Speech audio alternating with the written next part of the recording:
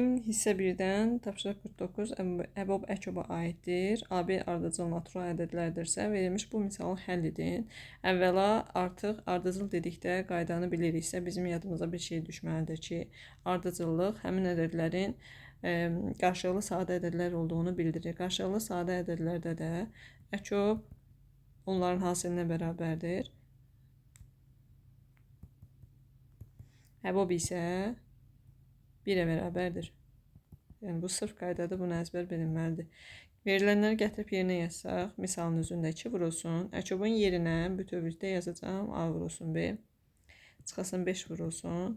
Əbobun da yerinə yazacağım 1, bərabərdir 79. 2AB bərabərdir 79, üstə gəlsin 5.